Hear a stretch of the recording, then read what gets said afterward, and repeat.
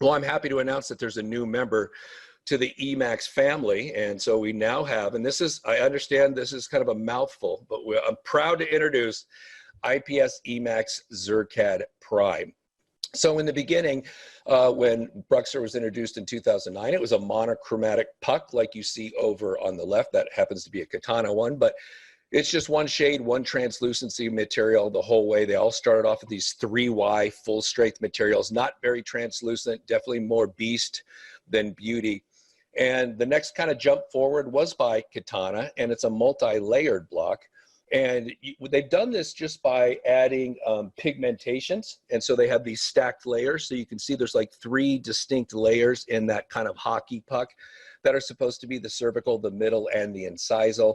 And so with this pigmentation, they've tried to create a difference in translucency. It's a visual effect. It's not true translucency. And there's a definite gradation line. You can see the 3 layers that were poured into that disc when you look at it. But it was a step forward from the monochromatic. It was easier to stain and glaze. And what Ivoclar has done has come up with something that truly deserves the term next generation by coming up with a true gradation. There's literally no layers here. And so as you can see over here to the side, the amazing thing is that it goes from a 3Y, a full strength powder, oxide ceramic, up to a 5Y, a translucent one, at the top with no layers in between, just dispersed, and it's a true gradation from the 3Y up to the 5Y, so you don't have to position your crown at a specific location here, so you don't get too much incisal or too much cervical.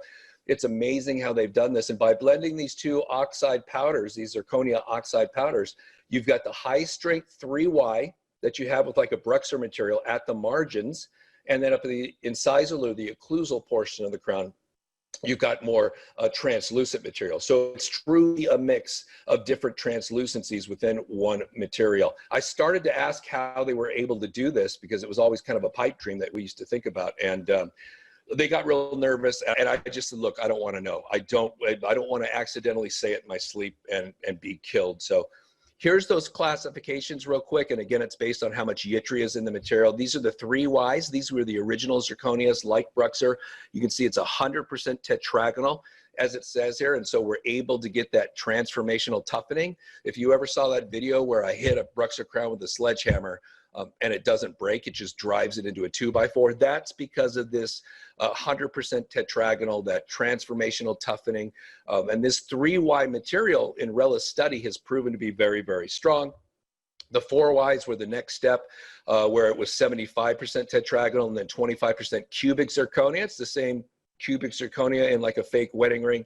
And then the 5Ys was the next generation. These are 50% tetragonal and 50% cubic. So these are getting more translucent as we move from left to right, but at the same time, since the less tetragonal phase that we have in here, the less of an ability for the material to undergo this transformational toughening.